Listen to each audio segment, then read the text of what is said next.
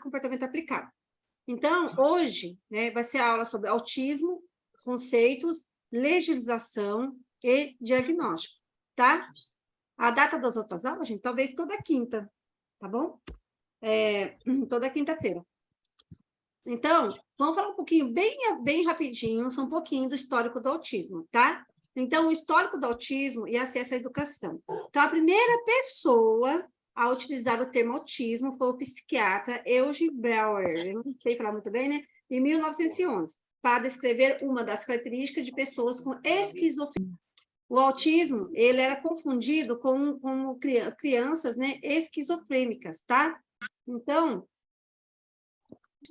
e ele descobriu, né, ele percebendo essas crianças que eram consideradas como crianças com esquizofrenia, ele percebeu que essa criança tinha algo diferente dos esquizofrênicos, né? Tinha hábitos diferentes, né? Vivências diferenciadas. Então, ele foi observando isso. Então, ele foi o primeiro a usar o termo autismo, tá? E depois dele veio outros pesquisadores, que é o Leo Kanner, tá? Em 1943, tá? Um pediatra e psiquiatra também, de origem austríaca, que descreveu o autismo também, e um artigo, né, científico, e a partir da observação de comportamento de 11 crianças que apresentavam características comuns. Quais que são essas características, né? Que é considerado como distúrbios autísticos, de contato afetivo, caracterizando como isolamento extremo, recusando tudo do mundo exterior, tendência à mesmice, estereotipias e ecolalia. E isso acontece hoje?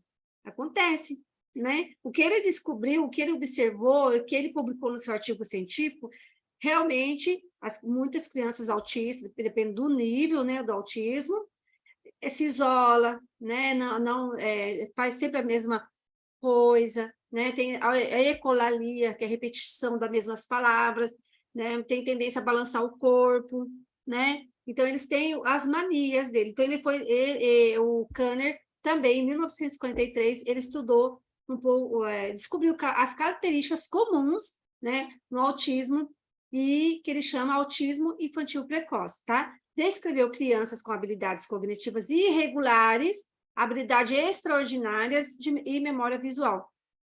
Então, quem já leu o livro da Temple Grandin, que é esse aqui, ó, O Cérebro Autista, tá? Quem já assistiu o filme dela, ela é uma autista nível 3, pelo que eu entendi do filme, e aí ele levou ao médico, né? O médico desacreditou, falou que ela não ia falar, né? Falou que ela não ia interagir com outras crianças, e que ela não ia conseguir nada, que ia ficar tipo um bicho do mato, né? O que a mãe fez? A mãe foi persistente, a mãe trabalhou com essa criança, a mãe ensinou linguagem para essa criança, né? A Temple Grandin é viva até hoje, então ela pensa por imagens, ela consegue pensar, ela fala no livro dela, então ela consegue pensar através de imagens, certo? Então, muita autista tem essa memória visual muito aguçada, tá? Eles conseguem. Então, o Kanner, ele observou habilidades cognitivas irregulares nessas crianças, tá? Então, ele também, né? Ele observou o maneirismo, né? Moto externo e do isolamento, né? A minha filha copiou e colou, mudou o PowerPoint, pode ser, eu estou achando que ela tirou algumas palavrinhas aqui, né? Mas características estereotipadas, dificuldade na comunicação, insistência na monotonia, resistência a mudanças. Olha, como que a criança autista, a gente tem resistência a mudanças, certo? Então, o filme é da Temple Grandin mesmo, o filme é o nome dela, se eu não me engano. Então, ela tem muita mudança. Então, por isso que o autista precisa de uma rotina visual, que eles pensam através do visual, tá? Então, eles precisam de rotina visual. Na hora que você for alfabetizar uma criança, também precisa de ser visual. Eu tenho esse aqui, que é eu esqueci o nome do site, que eu acho que é Arazar, eu não lembro agora, eu vejo com a minha amiga, tá? Mas olha, por exemplo, você vai alfabetizar uma criança autista. Eu tenho aqui, certo? Aí eu tenho a figurinha, certo? Que representa o por exemplo, aqui, certo? Então, a criança, Vamos pegar esse aqui. Ei, né? Ela está chamando alguém. Ó, ei, né? Então, olha só. Então, você precisa mostrar... Essa aqui é uma figurinha que eu gostei muito também, mas pode ser colorido, né? Então, ei, aí vai mostrar. Ei, vai mostrar o quê? A figura, né? Então, a criança vai associar o ei do menininho aqui, do boneco, com o ei da palavra. Então, a criança autista, ela pensa visual. Então, por isso que a alfabetização das crianças autistas também é interessante ser visual, né? Tem a alfabetização através da equivalência de estímulos, que eu acho muito interessante para alfabetizar as crianças autistas, que ajuda bastante no desenvolvimento dela. Então, e depois veio o Hans Asperger, tá? E aí, o Hans Asperger, né, em 1944, ampliou as descrições e características antes realizadas por Kanner, né, em 1943, incluindo casos de comprometimento orgânico. Aí veio Bossa, né, em 2002, que explica que Asperger salientou, porém, a questão da dificuldade das crianças que observava em fixar e olhar durante situações sociais, mas também fez ressalvas quanto à presença de olhar periférico breve. Chamou atenção para as peculiaridades dos gestos, carentes de significados e caracterizados por estereotipias, e da fala, a qual podia apresentar-se sem problemas de gramática e com vocabulário. Então, ele começou a perceber que os bebês autistas, né, você já percebe que é um bebê autista. Por quê? Porque o olhar dele é um olhar fixado, ele já não consegue se interagir, né? O bebê autista, você já observa que ele não se interage, ele mais chora, a comunicação verbal é olhar, o olhar, não tem foco no olhar. Não tem foco no olhar, comunicação verbal. Eu tive, o ano passado, 2 bebês autistas, gente. Eu tive essa experiência, sabe? Com 2 anos e meio.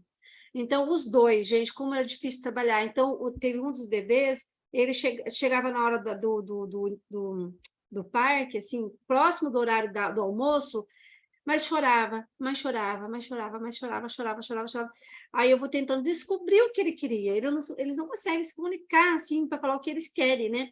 Eu falei, vamos tentar dar uma banana para ele, vai lá na cozinha, sai com ele, né, com a agente educadora, e vê se ele quer comer uma banana. Aí eu consegui descobrir que ele era fome, ele comeu a banana, consegui descobrir que ele não come maçã, não comia maçã, não comia alimentos duros, maçã, pera, tudo que era duro, muito durinho, ele não comia.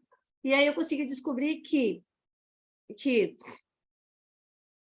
conforme... Então, é assim, a criança autista, bebezinho, né? Ela tem dificuldade na comunicação. Então, o que acontece? Você vai começando a descobrir o que essa criança quer. Aí eu consegui descobrir que ele não gostava de alimento duro, né? Que ele gostava das frutas molinhas, tudo que era molinha ele comia, o que era durinho não comia. Aí foi tudo... a gente vai aprender a lidar com uma criança autista através das observações diárias com essa criança. Da criança ficava o dia inteiro na creche, gente. Entrava às 7 horas da manhã, saía 4 horas da tarde. Quem mais vai conhecer essa criança? O professor, o agente educador que está ali com essa criança, o assistente ali, entendeu? A criança fica mais tempo na escola que em casa com a mãe. Então, a criança fica das 7 às 4 na creche, então você precisa conhecer essa criança, saber o que está acontecendo com as crianças, o que ela quer comer, é fome? Esse choro, é o que está acontecendo com esse choro? É dor? É fome? Né? É birra? Precisa descobrir. A criança não fala, então você tem que estar descobrindo, né? Então, o menininho, por exemplo, ele não brincava no parque, ele não subia no escorregador. Aí eu fui colocando o pezinho dele no escorregador, no outro, eu colocava ele, escorregava, no começo ele não queria de jeito nenhum, né? Ele chorava, mas mesmo com um pouquinho de choro, eu fui insistindo, insistindo. Aí o que aconteceu? Quando eu estava saindo, no final do ano, ele subia a escadinha do escorregador, escorregava. Subia a escada, escorregava. Está trabalhando o quê? A parte psicomotora dessa criança. Ele não punha a mão na massinha. Eu tive uma experiência rica, sabe? Aí eu fui dando a massinha aos pouquinhos para ele. Ele não sentava na roda. Aí eu percebi que ele gostava de rádio. Então eu comprei um radinho, colocava na mãozinha dele com a musiquinha, e ele sentava no meu colo, as outras crianças fazendo roda. Olha só, eu dei uma coisa que interessava ele, para ele conseguir fazer a roda. Porque antes ele ficava só correndo na sala. Então, você precisa descobrir o que essa criança quer. entendeu? Então, trabalhar com autismo é assim, é você tentar descobrir o tempo todo, principalmente a criança que não é verbal, né? Então, por isso que tem que usar o PECS. A criança que não é verbal tem que ter treino de PECS, porque ela vai tentar comunicar com você de qualquer maneira, de alguma maneira, né? Para falar o que está sentindo. E depois veio Hans Asperger, certo? Então, certo? À direita e ao centro, o médico Hans Asperger, à esquerda, um provável vítima de Asperger, né? Então, olha só. Então, uma foto da época, né? Então, Bosa descreve que Asperger não salientou tanto o extremo retraimento social, tal como Kanner fizera, mas a forma ingênua e inapropriada de aproximar-se das pessoas. Notou ainda a dificuldade dos pais em constatar comprometimentos nos 3 primeiros anos de vida. Então, geralmente, gente, o autismo ele vai aparecer nos 3 primeiros anos de vida da criança, tá? A Michelle está falando assim, minha filha gostava de ventiladores e coisas que giram. Então, eles vão ter alguma característica diferente, né? E notou ainda a dificuldade dos pais em constatar comprometimentos nos 3 primeiros anos de vida da criança. Embora a síndrome descrita por Asperger fosse diferente da de Kanner, havia semelhança em alguns aspectos, como dificuldades no relacionamento interpessoal e na comunicação. Então, assim, já desde bebê, você já consegue, mesmo sendo o nível 1, você consegue perceber que essa criança tem alguma dificuldade na comunicação social dele, na interação, né? Mesmo se for um Asperger da vida, né?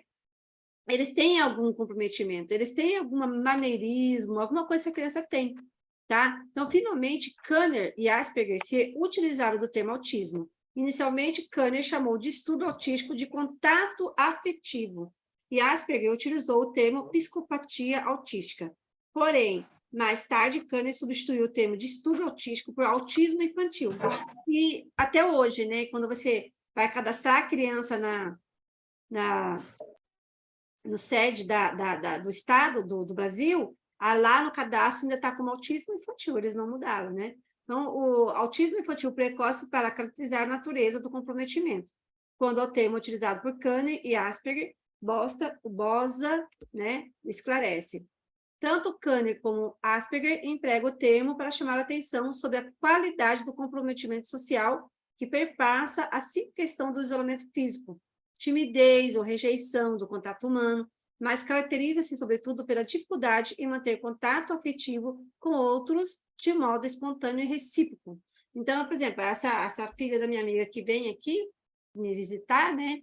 Então, é muito engraçado. Porque, assim, ela associa as casas pelos animais que tem na casa, se caso tiver um animal, né?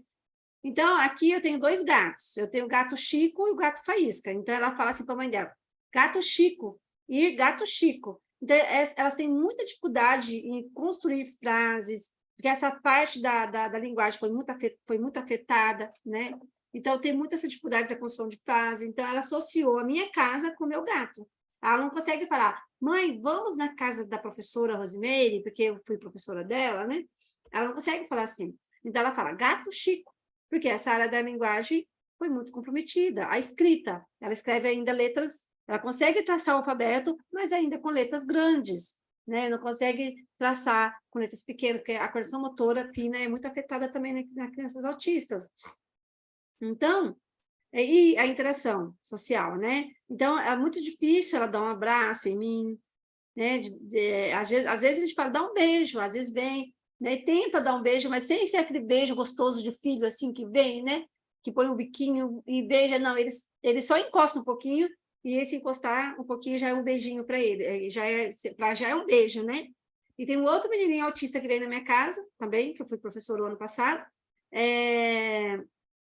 que ele não falava até 4 aninhos, e agora está começando a soltar, né, um pouquinho as palavrinhas, tem praxia da fala, né, não consegue pronunciar muitas palavras, então, às vezes, a mãe tem que traduzir o que ele fala, também se desorganiza muito, né? Essas crianças, a gente tem que ter previsibilidade, né, o que está acontecendo com essa criança, quando a criança começa a ficar irritada, tem que observar o que é anterior, né, diante dessa previsibilidade, o que aconteceu antes com essa criança, um minuto atrás, que ela está começando a ficar desorganizada, né? Então, você tem que sempre estar atento com a criança autista. A minha amiga, ela veio na minha casa essa semana, o olho dela estava um roxo aqui, gente, enorme, aqui, né? Então, ela não teve essa previsibilidade com a filha. O que aconteceu? Ela se desorganizou, deu um soco aqui, nessa região do olho, e aqui estava um roxo, né? Então, e ela fez por querer, né, gente? Não fez. É uma desorganização ali nesse momento, tá, né? De alguma coisa que ela queria, que ela não conseguiu. E, às vezes, gente, a criança autista, vamos supor um exemplo, ela quer ir no parque, e aí ela começa a se morder aqui, morde. Se você for der o parque para ela, todo dia ela vai querer morder para ir no parque. Então, você tem que tomar muito cuidado com a recompensa que você vai dar para essa criança. Aí eu falei para minha amiga assim, então, o que faz? Você vai deixar ela se morder? Ela falou, deixa. Assim, então, se você reforçar um comportamento dessa criança, né? Então, eu estou dando um exemplo. Ela quer o parque na escola. E aí, se ela deu uma mordidinha no braço dela, e se você der o parque, todo dia ela vai se morder para conseguir o parque. Você vai ter que levar no parque todo dia. Olha para você ver como que é difícil trabalhar com uma criança autista. Se você ignorar, né, faz de conta que você nem vê e tal, ela vai ver que aquilo não deu resultado, vai ver que aquilo lá não deu resultado, aí ela não vai fazer mais isso, entendeu? Agora, a partir do momento que a criança ela vai fazer um ato que vai bater a cabeça na parede, que vai se machucar, aí você tem que conter com uma almofada, né, com um pano bem grosso, mas não pode dar o que ela quer, porque se você der o que ela quer, aí todos os dias ela vai bater a cabeça na parede para conseguir ir no parque. Então, para mim, gente, eu fui professora do AE há 5 anos, para mim o autismo, a criança autista, né, de nível 2 para nível 3, é o mais difícil de trabalhar. O nível 1, né, não é muito difícil, mas o nível 2 para o nível 3, acontece toda essa desorganização, por isso que tem que aprender a análise de comportamento, para saber o que você vai fazer, né? Como você vai trabalhar com essa criança, para que você não reforce esse comportamento com ela. Se alguém não concordar comigo, pode falar, não tem problema. História, você sabe por que a criança se organizou? Porque, assim, a mãe, eu nunca esqueço, a mãe ficou de colocar, ela estava com hiperfoco em morcego. E a mãe falou que tinha colocado o desenho do morcego dentro da mochila. Quando chegou na escola, ela lembrou do desenho do morcego e foi procurar na mochila o desenho para pintar, alguma coisa, ela não achou, a mãe esqueceu de colocar. E nesse momento, as professoras me chamaram lá na sala do AE, correndo. O que aconteceu? Ela começou a se desorganizar, começou a cair no chão, começou a chutar a cadeira, aí eu comecei a afastar as crianças, é uma cena muito, muito triste, sabe, gente? Aí eu fui rapidinho, pra você ver, eu já agi errado, entendeu? O que eu fiz? Eu fui lá, falei para a estagiária, né? No momento de desespero, a gente não tem muita experiência, falei assim, vai lá, imprime o desenho do morceguinho para a secretaria, vai lá rapidinho, imprime e traz para ela. Aí o que aconteceu? Aí ela foi, imprimiu o desenho, trouxe, aí eu mostrava o desenho, mas mesmo assim, ela chorava, né? E aí depois, quando eu fui mostrando o desenho para ela, aí ela começou a se acalmar. Mas e se essa menina todo dia se organiza por causa do desenho? Então, assim, é difícil, não é fácil, né? E aí, continuando, né, esse autor aqui, Marinho, né, chama a atenção em 1983 que a síndrome de Asperger deixou de ser considerado autismo, tá? Em 1987, a Associação Americana de Psiquiatria criou o termo de estudo abrangente do desenvolvimento, sendo assim, o autismo deixou de ser uma psicose infantil. Porque, assim, gente, isso aí foram tudo estudos. Até chegar hoje no DSM-5 e no CID-11, que a gente vai estar vendo aqui, tá? Ó, acabei de falar, né? Então, as doenças mentais, né, os transtornos, né, e o manual... Então, o DSM-5 é o Manual do Diagnóstico e Estatístico de Transtornos Mentais, e o CID, aqui está falando do CID-10, mas agora é CID-11, tá? Então, somente em 87, o DSM-3, né, Manual do Diagnóstico e Estatístico de Transtornos Mentais, que o autismo saiu do quadro de psicose, passando a ser um quadro de transtorno de desenvolvimento. Na década de 90, a relação do autismo e deficiência mental toma força, pois entre 70% e 86% dos quadros de autismo apresentam déficit cognitivo. Em 93, no CID-10, Classificação Internacional de Doenças, enquadra o autismo como transtorno global de desenvolvimento. Aí, quando chega no CID-11, já muda tudo isso, viu, gente? CID-11 já mudou. Aqui são todos, tudo aqui. Então, o histórico, né? Histórico, até a gente chegar no CID-11, tá bom? Então, somente em 2000, tá? Que o CID ele vai mudando, o DSM-5, era DSM-4, agora é DSM-5, tá? Foi publicado o DSM-4, a tríade autística, déficit na interação social, comunicação verbal e interesses restritos e estereotipados, né? Então, os autistas, eles estão, né? Vai ter que observar tudo isso aqui. O déficit de interação social, como que está a interação social dessa criança? Como que está a comunicação verbal? E como que está o interesse dessa criança, né? Então, você tem que estar observando essas características na criança, tá? A criança, mudança de rotina, mudou a rotina dela, como é que ela fica? Ela aceita essa rotina ou ela se organiza? Certo? Então, você tem que o tempo todo, o autismo, gente, ele é observação. O autismo vai receber o diagnóstico por uma equipe multidisciplinar, certo? Então, é a fono, é a psicopedagoga ou neuropsicopedagoga, é a TO, certo? É o psicólogo. Então, eles vão avaliar, vão colocar a bateria agora fugiu. Protocolos, né? Então, os protocolos são utilizados para observar essa criança, para fazer um bom relatório, para chegar na neuropediatra, ela vai ler todos os relatórios, aí ela vai bater o martelo. Então, não é assim, a não ser que seja um autismo, nível moderado para severo, você, né, conviveu ali, você já sabe, né? Mas principalmente o nível leve, o nível 1, é mais porque para poder diagnosticar uma criança com possível autismo, você já, assim, a gente não pode dar diagnóstico, né? Psicopedagogo não pode diagnosticar, mas você vai observar. Então, ali na caixa lúdica, você já tem que observar muito bem essa parte da caixa lúdica, né? Como que a criança interage com os brinquedos, né? Ela organiza os brinquedos, como que é? Então, aí tem o MChat, tem os protocolos, você tem que estar utilizando todos esses protocolos e conversar com a equipe multidisciplinar, não é uma coisa sozinha, certo? Não é uma coisa sozinha. Eu, como pedagoga, eu tenho uma suspeita que essa criança é autista. Só que só eu vou ter a suspeita? Não.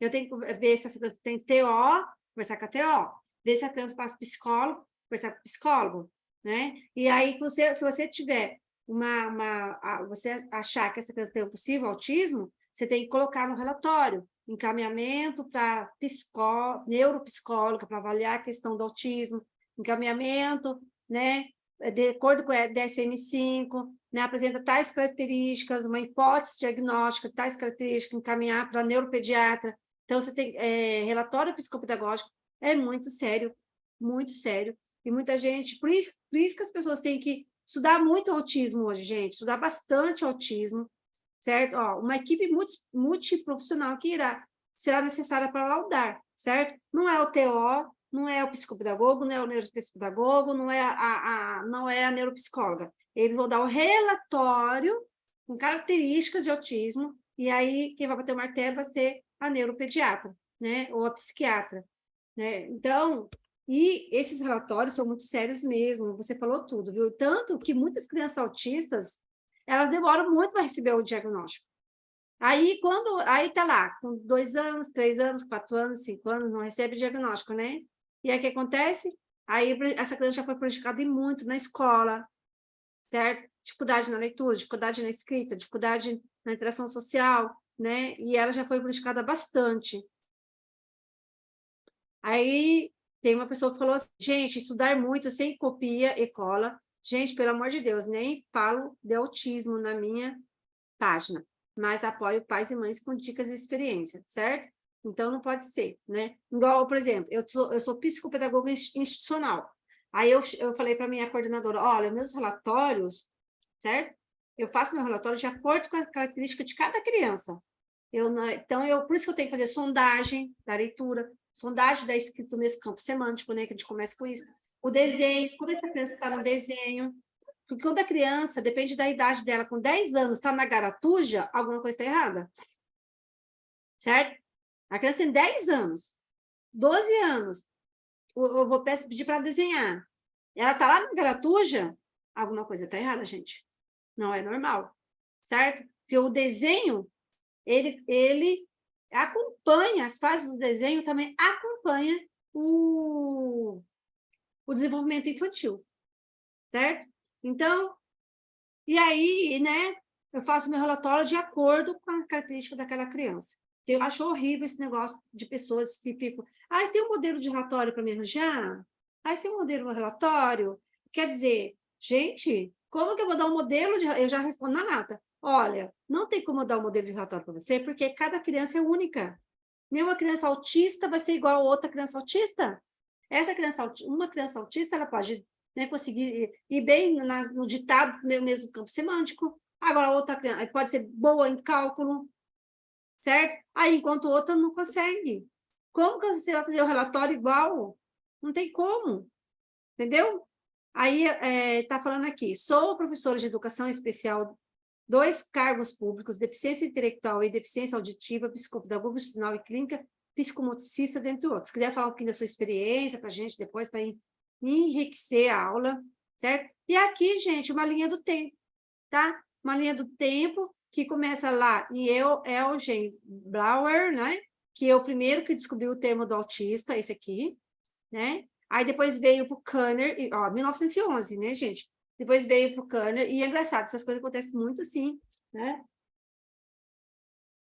Os outros países da América, né? São onde são descobertas mais rápido as coisas, né? Depois vem o Leo Kanner, em 1943, psiquiatra austríaco, publica em estudo onde observou 11 crianças autistas e cria o conceito de mãe geladeira, que caiu por terra, tá, gente? Esse artigo do Leo Kanner é um artigo que caiu por terra, que não existe mães geladeiras, certo? E relacionando os casos de autismo com a relação paternal distante. Isso não existe, isso caiu por terra, né? Não foi aceito pela sociedade científica, tá? Depois, em 1960, depois, em 1944, Asperger, pesquisador austríaco, publica a psicopatia autista da infância, fazendo um estudo de observação com mais de 400 crianças. Então, achei legal, sabe? A gente tá estudando um pouquinho do histórico, para você ver que para chegar onde está hoje, né, demorou muito, começou lá em 1911. Agora pensa, gente, antes, nessa época, né, crianças autistas no nível 3, o que eles não faziam com uma criança dessa, gente? Eles eram internados em manicômios, né? Manicômios. Eles eram considerados como loucos, tá? Então, super maltratados, eu creio, né? Então, e depois, o 1960, Lorna Wing, né, descreve a tríade de sintomas do TEA, alterações da sociabilidade, comunicação, linguagem e padrão alterado de comportamento. Depois, em 1980, autismo passa a ser visto como uma síndrome, como distúrbio do desenvolvimento, e não mais como um quadro de esquizofrenia, né? Então, essas crianças que era considerado esquizofrenia, com esquizofrenia, eles eram internados em hospitais de loucos, tá? E depois, em 2007, pulei aqui, né? Primeiro 1980, tá certo. 2007, a ONU decreta o dia 2 de abril como Dia Mundial da Conscientização do Autismo, que eu achei bem bacana isso. E depois, em 2003, vem o DSM-5 e passa a abrigar todas as subcategorias do autismo e um único diagnóstico, que é transtorno de espectro autista. Os indivíduos são agora diagnosticados em um único espectro com diferentes níveis de gravidade, né?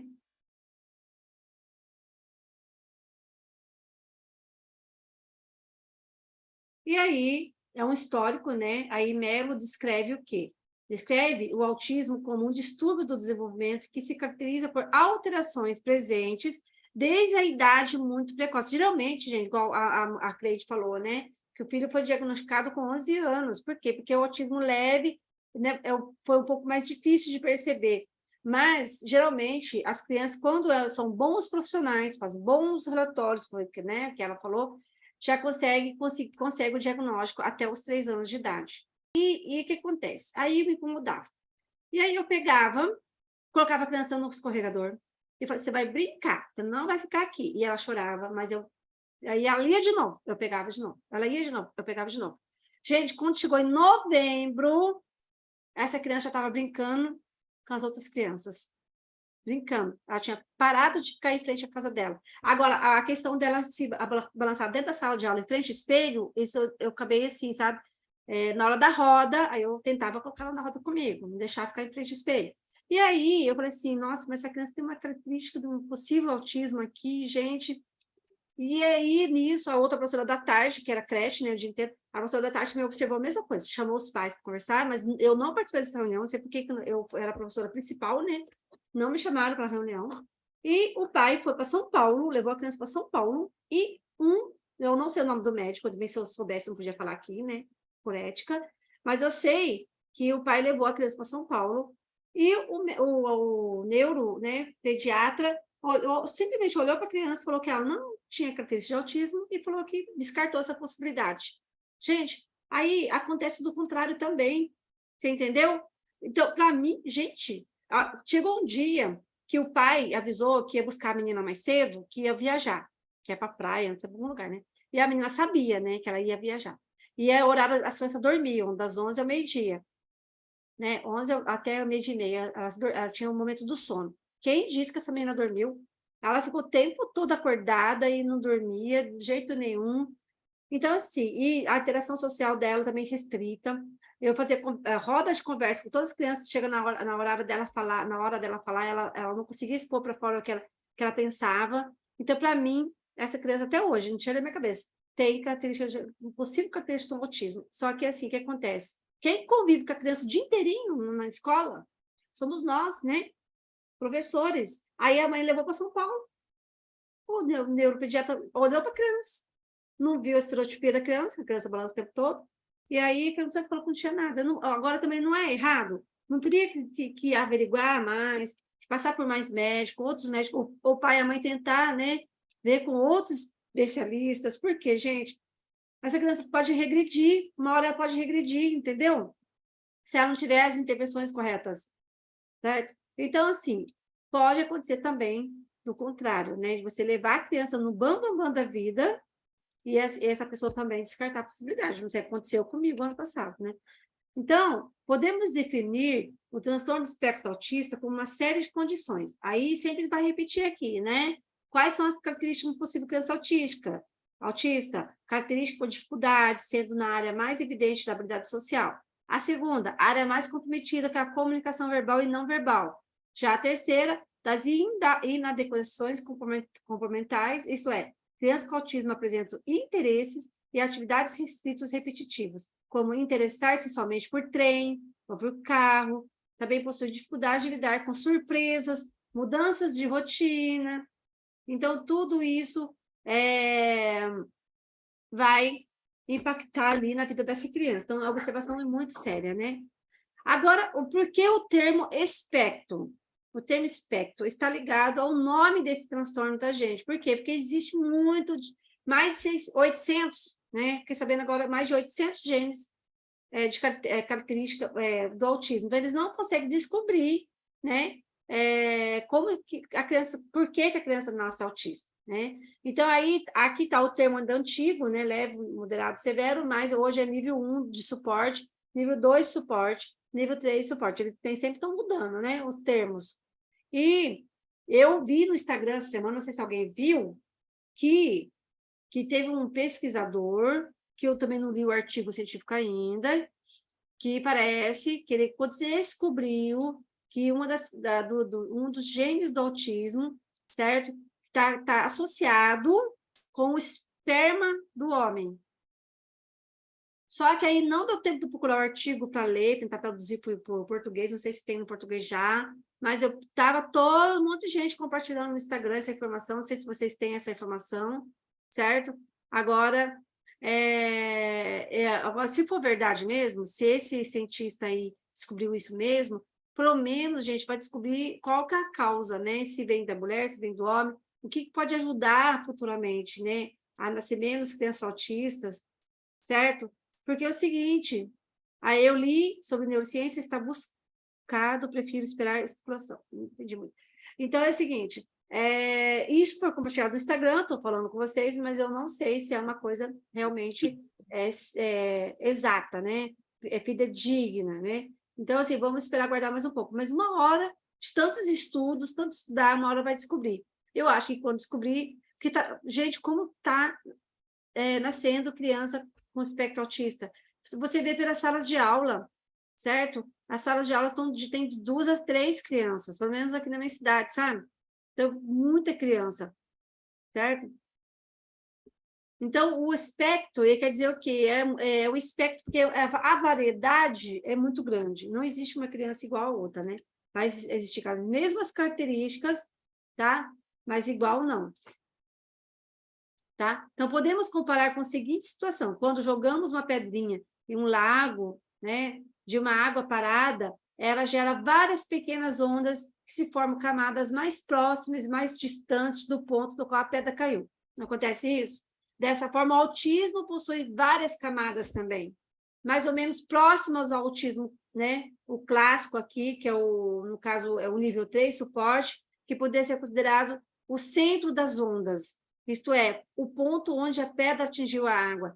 Esse espectro pode se manifestar nas pessoas de diversas formas, mas elas terão alguns traços similares, certo? Eu assisti um vídeo, né, de um pai, um famoso, gente, só que não sei o nome dele agora, sabe? E ele tá explicando, eu acho que eu não curti mais o Instagram dele, não veio muito mais, sabe, informações. Mas eu achei muito interessante, né, ele mostrando duas frutas para o menininho, certo? Então, tem que ensinar o menininho, o filho autista, de adolescente, só que não tem comunicação verbal. Só que ele mostrou 2 frutas, não, 2 sucos, e aí ele perguntou qual suco que a criança queria tomar. Então, ele mostrava o suco 1 e o suco 2, e a criança conseguiu apontar para qual suco que ela queria tomar, que é o de uva, por exemplo. Então, tem muita criança autista que ela não é verbal, mas ela tem o entendimento cognitivo, ela consegue entender as coisas. Então, às vezes, né, só porque uma criança autista não fala, você acha que ela não tem sentimentos, né? Ou então entendimento do que está acontecendo ao seu redor. Então, por isso tem que tomar muito cuidado, né? E o que quer dizer a cor azul? Em 94, a Política Nacional de Educação Especial, orientando o processo de integração institucional, que condiciona o acesso às classes comuns do ensino regular àqueles que possuem condições de acompanhar e desenvolver atividades curriculares programadas do ensino comum. Mas a cor azul representa o quê? Quer dizer o quê? Que a cor azul é que existe muito mais meninos do que meninas. Então, a cor azul é porque, assim, cientificamente, nasce mais meninos autistas do que meninas autistas, né? Se você for ver nas escolas, eu não sei se agora está assim ainda, né?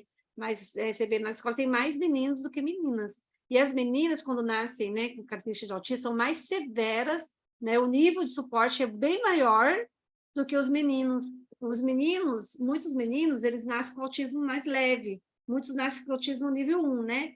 E as meninas, geralmente, eu até agora não vi uma menina autismo leve, assim, sabe, assim, já eu conheço, assim, a que eu conheço é bem nível 2 para 3 suporte, certo? Geralmente, os autistas de autismo nível 1, eles são considerados aqueles Asperger, né, que eles são muito inteligentes, sabe? Consegue conversar, consegue fazer uma faculdade, consegue ser muito bom em Sim. cálculo, sabe? E, às vezes, ele não tem diagnóstico de autismo, e pode ser, e muito assim, coisas tudo no lugar, que é tudo certinho no Sim, lugar, sabe? E, por exemplo, esse pessoal que trabalha no ITA, sabe? Esse pessoal que passa, ali Sim, dentro do ITA diz que tem muito, muito adulto autista. E são esses sim. que eles querem, né? Para fazer novas descobertas, novas experiências, escrever, né? E o quebra-cabeça representa a complexidade dos transtornos, né, que foram o espectro autista. O logotipo da peça de quebra-cabeça foi usado pela primeira vez em 1963, gente, e foi popularizado pela entidade norte-americana Austin Speaks, certo? Então, é bem usado, né, o quebra-cabeça. E depois tem o logotipo da neurodiversidade, que é esse aqui, né, que é o sinal do infinito, nas cores do arco-íris, foi colocado como alternativa para o quebra-cabeça. Mas isso aqui eu quase não vejo usar, tá, gente? Só coloquei como informação mesmo. O logotipo celebra a diversidade de expressões dentro do espectro e é um motivo comum no movimento de inclusão das pessoas com T. Vocês conheciam esse? É um movimento... Professora, Oi? Conheço. esse da neurodiversidade, pelo que eu andei estudando, né? Porque eu estou entrando nesse universo, tô estudando para, né, para gerar informação, né? Eu acho que a falta de informação acontece muito disso que a colega falou, né? Ah, ele não tem cara, essas questões das crianças de suporte nível 1, né? De não dar aquela visibilidade, né? Uma maior visibilidade, tudo isso. Então, me levou a estar buscando, né? Então, esse símbolo agora, pelo que eu estudei e fui buscar a informação, é o que está tendo uma luta para que seja esse, porque os próprios autistas não querem mais o quebra-cabeça, que dá Olha, uma ideia de que as coisas não se encaixam. Então, estão aderindo esse infinito, né? Esse símbolo do infinito com essas cores do autismo que eu abrange achei todo o lindo. espectro, né? E Olha para você ver a situação, gente. Essa minha amiga que vem aqui em casa. Depois eu passo lá no grupo, eu passo o canal, o Instagram dela. Ela foi bastante experiência com o menininho dela lá, vídeos com a criança e tal, né? Mas ela vem aqui na minha casa, então eu conheço. Então, sabe o que ela teve que fazer? Agora a Cleide vai surtar. Cleide, né? Ela comprou uma algema. Quando ela vai para a praia, que a mãe dela mora no litoral, quando ela vai para a praia, certo? Não tem ninguém, uma alma vida, nem a mãe dela, ninguém que ajuda a cuidar do pequenininho, né? Do menininho. E ela morre de medo de o menino ir para a água e sair, perder, alguém roubar tal. Então, ela teve que comprar uma algeminha e põe nela que fica extenso assim, sabe? Com uma mola, para poder ela conseguir ficar, por exemplo, ele brincar na areia, e ela na cadeira descansando um pouquinho, para ele brincar, para descansar sem preocupação. Então, assim, como que é difícil, gente, uma mãe autista, geralmente as mães, né, de crianças autistas, assim, uma porcentagem, os pais abandonam, o pai dessa criança abandonou, nem vem visitar a criança, ela sozinha, ela mora sozinha com ele, e ele grita muito, certo? Ele fala o tempo todo assim, como é que fala? É o tempo todo gritando, emitindo sons altos, sabe? Então eu fico pensando, né, como que é difícil para essa mãe, né? Ela vai tomar banho, toma banho junto com ele, porque ele não deixa ela tomar banho. Então é muito difícil. Então ela teve que usar uma algeminha, entendeu? Para conseguir se descansar um pouquinho na praia e ele tá junto com ela ali para saber que ele não tá, que ele não fugiu. Então, você vê, não é fácil, não é fácil. Se alguém quiser comentar, pode comentar. No caso de uma mãe também, que ela faleceu, o menininho ia para a escola, na PAI, tudo certinho, e aí ela faleceu, ficou 10 dias em casa, o corpo, né? O corpo ficou 10 dias. Depois de 10 dias para procurar a pessoa, né? E o menino começava a procurar coisas para comer, que não tinha mais o que comer. Aí eu fico pensando, gente, que a mãe e o filho sozinha, que o pai também tinha abandonado. Como é que pode, depois de 10 dias, ir procurar a pessoa? O menino não ia para a escola, né? Não via a pessoa. Então, olha só, mães de crianças autistas, gente, têm um risco muito grande de entrar em depressão, certo? Elas correm um risco muito grande de uma depressão. Essa minha amiga, mesmo, é só ela e o menininho aqui, parece ter uma tia só. Então, fui professora do AE, do filho dela, peguei amizade com ela. Aí ela falou, Rose, ai, é feriado, eu não tenho de sair já foi parquinho, mas, tipo, será que eu posso ir aí com o Gui? Será que eu posso ir aí com o Gui? Porque ele gosta tanto de ir aí na sua casa. Aí a outra mãe, eu falei assim, ô Jaque, vem aqui em casa tomar um café comigo, porque o Gui vai vir aqui, aí traz também a Valentina também, certo? E aí, que delícia que foi, gente.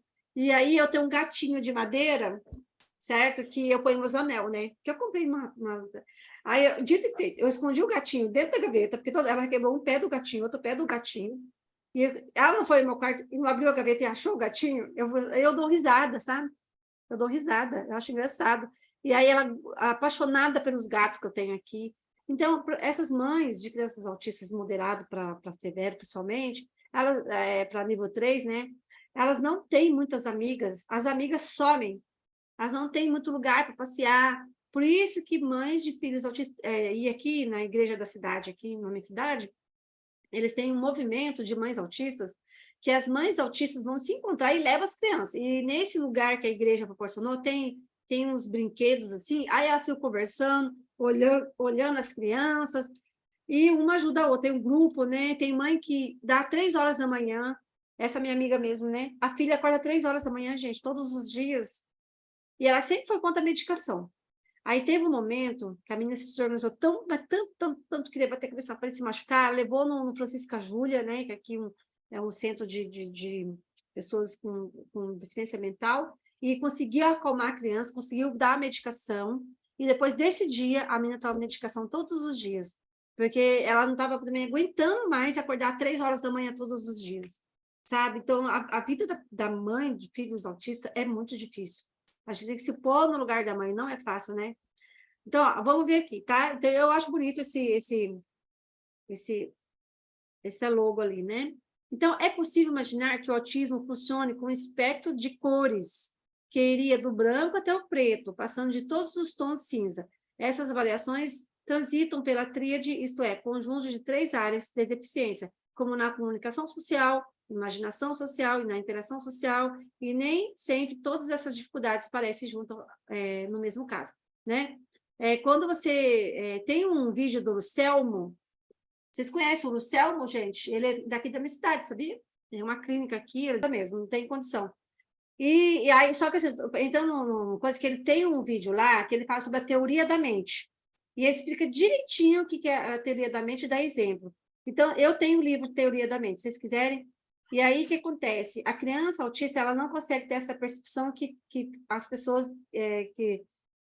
se você esconde um brinquedo num lugar, eu tenho que ler lá a teoria da mente, entendeu? Mas eles não conseguem ter essa questão de teoria da mente, sabe?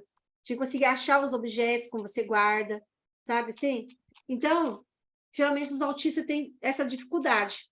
Aí eu vou mandar para vocês o livro Teoria da Mente. Aí ele estava falando assim, que ele aplicou no menino, chamou o menino, estava no palco, assim, dando uma palestra, e chamou o menino que era conhecido dele. Muito legal esse vídeo dele, viu, gente? E aí, foi aplicar a teoria da mente no menino. E aí, o menino não conseguiu a fazer as respostas lá, certo?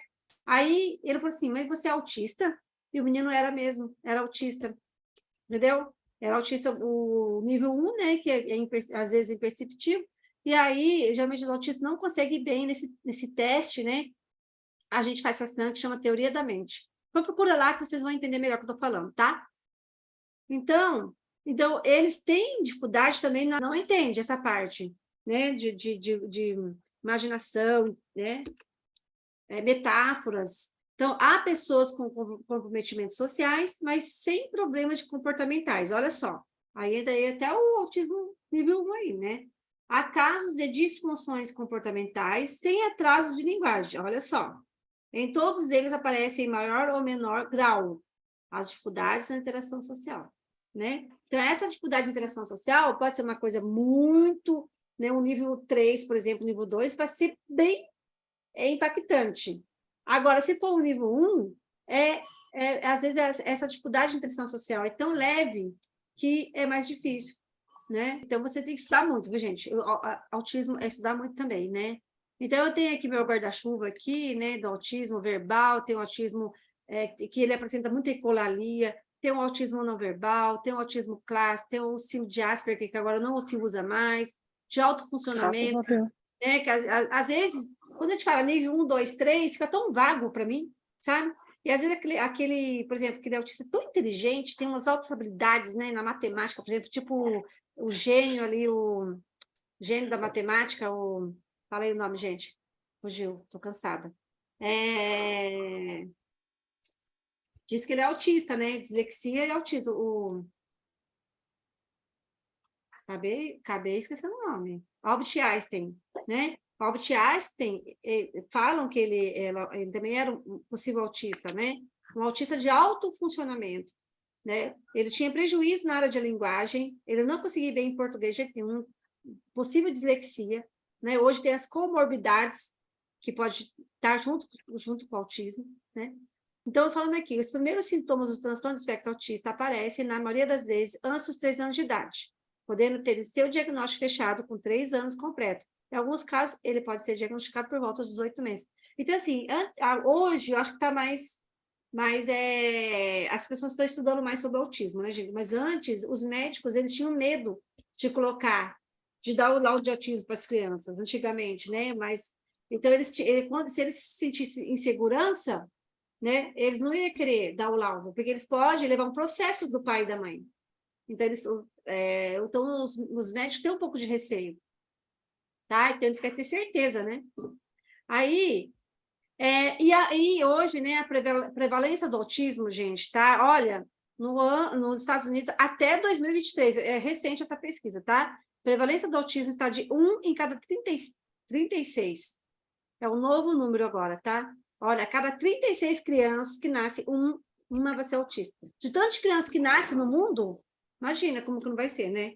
Então, os casos de transtorno do espectro autista têm aumento com o passar do tempo. Segundo as estatísticas, né? As crianças diagnosticadas com autismo nos Estados Unidos, houve um aumento de 15% anteriormente, era 1 para cada 68, mas eu não entendi agora aqui. Então, através da Organização Mundial da Saúde, considera a estimativa que aproximadamente 1% da população mundial possui transtorno de espectro autista, certo? Então, quer dizer, eu creio que o transtorno está aumentando cada vez mais. No Brasil, não há um censo. No Brasil, não existe esse censo ainda, gente. Poderia existir, né? É isso que eu ia falar. É, Porque a pesquisa a respeito do autismo aqui no Brasil, ela está engatinhando, né? Ela está apenas engatinhando. começando. Lá nos Estados Aí Unidos, eles já pesquisam há muito tempo. você pegar o número da população do Brasil, multiplicar por 1%, para você ter uma estimativa, assim, mais ou menos, né? O A que Rita falta é falou, diagnóstico mesmo. e também, Rita falou, nem todos os autistas são inteligentes. Depende do nível de QI avaliado, esse é muito importante para nós trabalharmos com eles e conhecer as suas habilidades. Certo? Então, o que acontece, né? 30% das crianças autistas... Aí nós vamos entrar um pouquinho do CID-10 e CID-11, tá? Porque o CID-10 e CID-11 teve uma mudança muito grande, tá? O que está em vigor agora é o CID-11. Eu sei que não tem muito a ver com autismo, tá? Mas é importante vocês saberem o que mudou do CID-10 para o CID-11, tá? Então, mudou, olha, o CID-11, certo? Já está em vigor, né? Então, esse ano. Então, CID-10, do CID-11 em relação ao CID-10. Inclusão dos transtornos relacionados ao uso excessivo de jogos eletrônicos, isso agora virou uma doença, tá? Síndrome de Burnout virou uma doença de trabalho no CID-11. Uso inadequado dos antibióticos para resistência antimicrobiana entrou para o CID-11 também. Transsexualidade foi reclassificada como incongruência do gênero na CID-11 e transtornos que fazem parte do espectro autista foram agrupados. Então, eu quis falar um pouquinho, bem resumidamente, porque foi acrescentado, né? Então, tudo isso aqui foi acrescentado no CID-11, tá bom? Então, o CID-10. O CID-10, então, muitos médicos ainda, eles acabam colocando ainda como autismo infantil, né? No CID-10, o autismo era considerado autismo infantil, síndrome de Rett, síndrome de Asperger, transtorno desintegrativo da infância e transtorno de hipercinesia, né?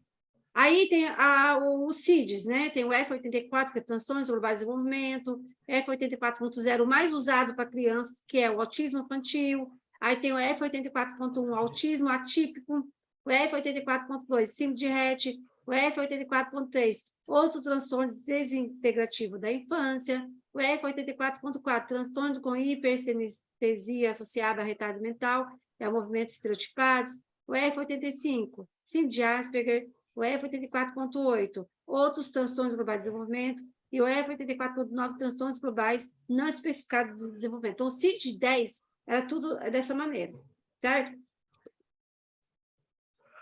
Então, aí o CID-11, agora o que aconteceu? Vamos falar do autismo, né? Agora, todos esses transtornos estão agrupados em um único diagnóstico, transtorno do espectro autista. A mudança foi realizada com o principal objetivo de facilitar o diagnóstico.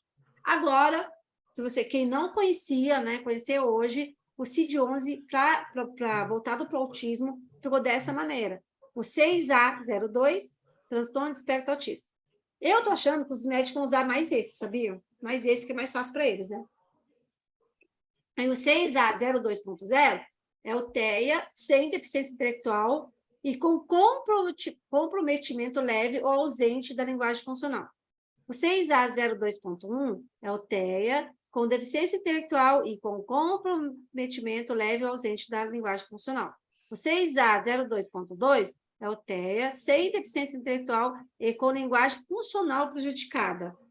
O 6A023, transtorno de espectro autismo com deficiência intelectual e com linguagem funcional prejudicada. O 6A024, transtorno de espectro autismo sem deficiência intelectual e com ausência de linguagem funcional. O 6A02.5 é o TEA com deficiência intelectual e com ausência de linguagem funcional. E o 6A02Y, outro transtorno do espectro autismo que não consegue saber, né, que não é especificado. E 6A02.Z, transtorno de espectro autivo não especificado. Não, o Y é especificado e os... Ai, é muita sigla, eu achei que tem muito, sabe? Ficou muito. Ficou meio confuso, eu achei. O que vocês acharam? Os médicos mais atuais, eles têm que colocar essa sigla aqui para cada um. Então, para eles fazerem isso, tem que ter bons relatórios para saber se a criança é TEA com DI e que não fala, TEA com DI e que fala, TEA sem DI, que não tem deficiência intelectual, mas também não fala, né? Sim, comprometimento da fala, né? Pode falar algumas palavrinhas, tudo, mas tem algum comprometimento. Tem aquele que não fala nada. Então, assim, tem que conhecer a criança. Não adianta para poder dar um diagnóstico desse. Apesar dessas mudanças, todos os comportamentos que antes faziam parte de cada uma das categorias ainda fazem parte dos sintomas que os médicos devem observar. O que muda agora são as separações, que são avaliadas com base na frequência ou intensidade de cada característica de cada transtorno. Então, ele vai ver a intensidade ali, entendeu? Da fala, como que está, né? Do comportamento, se fala, se não fala, se é deficiência intelectual, se não é deficiência intelectual. Então, vai ter que conhecer a criança. Apesar dessas mudanças, todos os comportamentos que antes faziam, acho que é igual aqui. Então, fator de risco. Então, esse aqui, gente, eu só coloquei rapidinho, né? São os fatores de risco. O que acontece? Para observar essas crianças. Quem aí, né, conheceu algum bebê da família, certo? Que um bebezinho nasceu, tem que estar observando esse bebê. Como é que está o desenvolvimento desse bebê? Então, por exemplo, né, fatores de risco, na realidade, são, em inglês, chamado de red flags, sinais de alerta, tá? Existe uma série de sinais de alerta quando presentes na criança muito precocemente, que aumenta muito a possibilidade de que essa criança seja diagnosticada como autista antes, né, gente? Isso aí começa, certo? Lá na infância, na observação do pai, da mãe, da professora, certo? Então, por exemplo, ausência de palavras aos 12 meses de idade, menos de 50 palavras aos 18 meses de idade, ausência de 2 palavras juntas aos 2 anos de idade, qualquer regressão, tanto na interação social como na comunicação, em qualquer idade, certo? Essas são as que a gente chama de sinais de alerta. A ideia é identificar esses sinais de alerta muito precocemente e começar já com o transtorno antes que o diagnóstico do autismo seja feito, né? Então, assim, depende da família, tá?